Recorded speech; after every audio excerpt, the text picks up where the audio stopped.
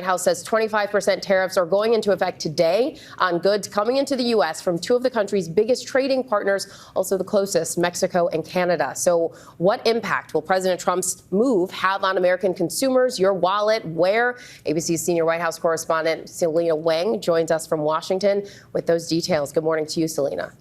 Hey, good morning, Janae. Yeah, this could have a huge impact on American consumers. But remember that President Trump had campaigned on lowering costs for Americans, but these tariffs could have the opposite effect. It could increase prices on everything from avocados to tequila, cars, electronics, clothes, and more.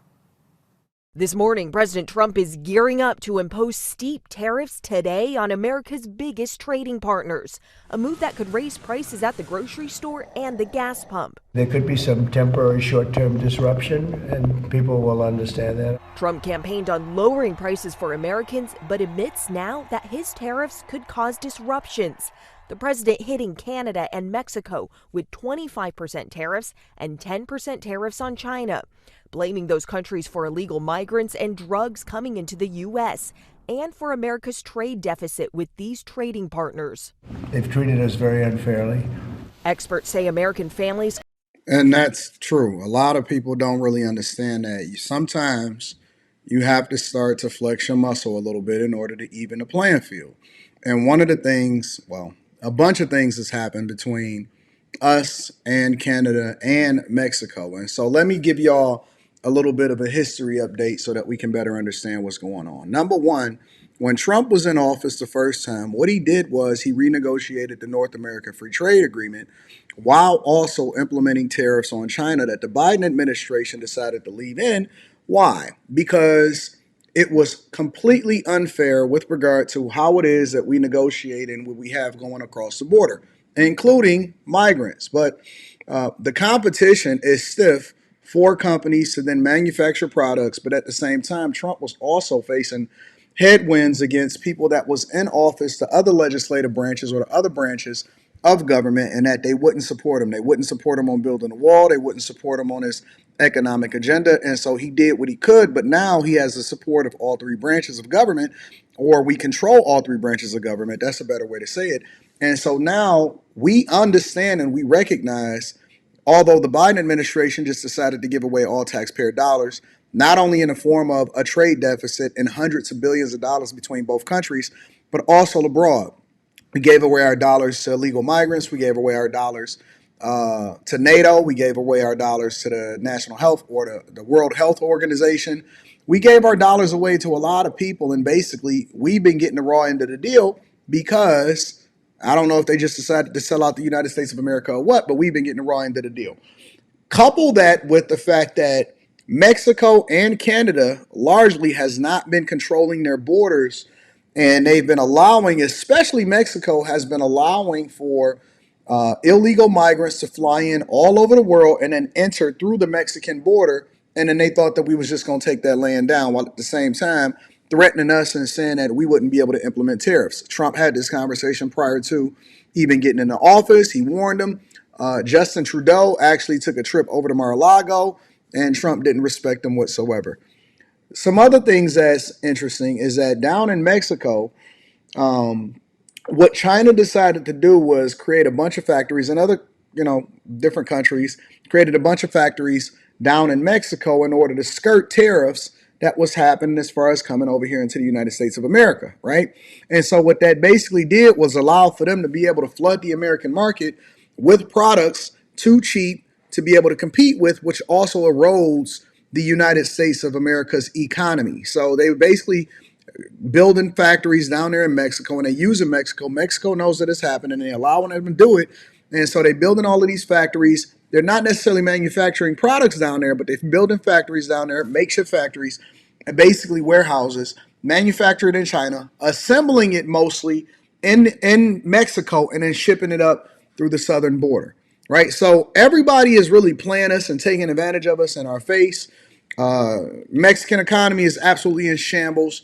The Canadian economy, that's why they want to get Justin Trudeau out of there. Everything is in shambles. And so we have all of the leverage. I know that we got a bunch of pantsy and antsy and sassy Americans that don't want to actually do the thing that's in the best interest of the United States of America.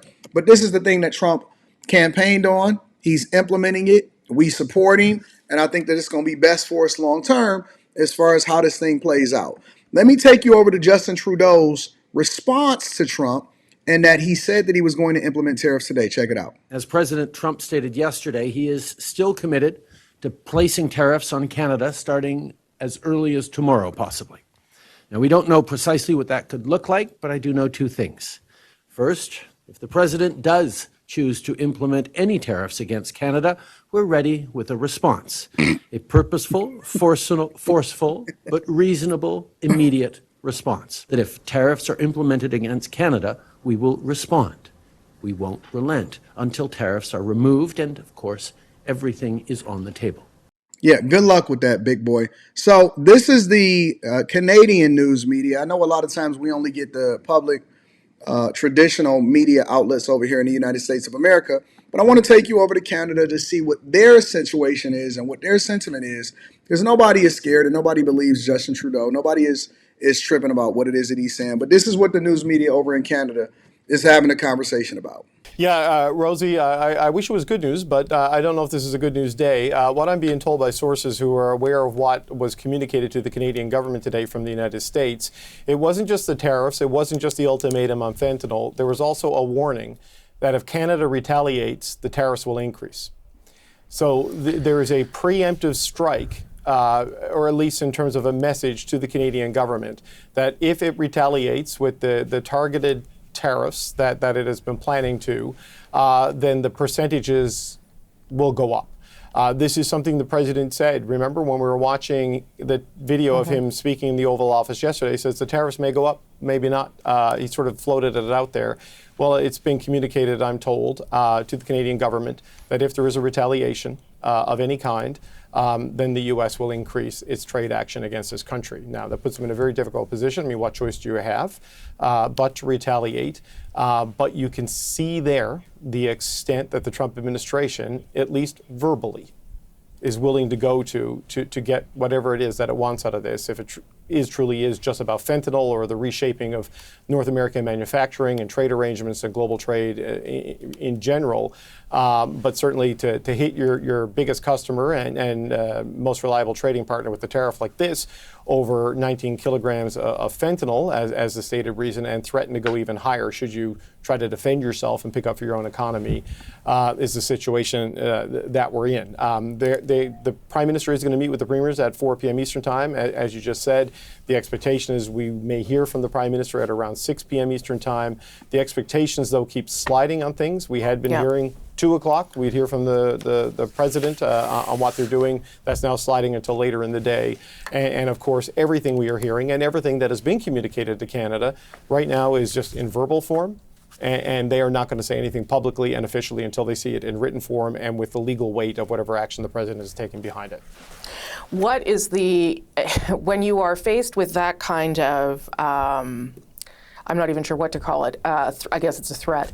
When you're faced with that kind of threat, what is the government thinking? Because the idea that we could not respond, I think, is unimaginable. Although you and I discussed whether it would be as huge as what the president is doing. But when you are faced with a threat of a counter to your counter, what is the thinking inside the government right now about that? I don't know, to be honest with you, Rosie, and that they're kind of not really willing to engage in the thought process until they know for sure what's going on. But, you know, I think they'll get some clarity on the appetite of how to respond from the premiers when they meet with them at 4 o'clock. I think there is going to be an appetite by Canadians to have some sort of a response rather than just take it and lying down. But how far you go in terms of the damage you inflict on your own economy by retaliating to this, and then knowing that an act, because there's been such a lack of specifics and a lack of response from the federal government to this point. You know, the criticism is, why aren't you out there? Why aren't you standing up for Canada the way Doug Ford is doing and Daniel Smith is doing, depending on who you think is the right path? It's precisely because they didn't want to provoke something until they had to, right? And that there's by doing something, for domestic political concerns and, to satisfy the media cycle would antagonize the president or the people around him to move the goalposts or raise the stakes yet again. So they've avoided it, and now you have to calibrate again with this threat that this is a catastrophic assault on the Canadian economy with the threat to make it more so. And I just don't know if there's anything in the trade relations playbook that contemplates the President of the United States being this manifestly unreasonable and threatening to the Canadian economy. I mean, how do you prepare for something like this?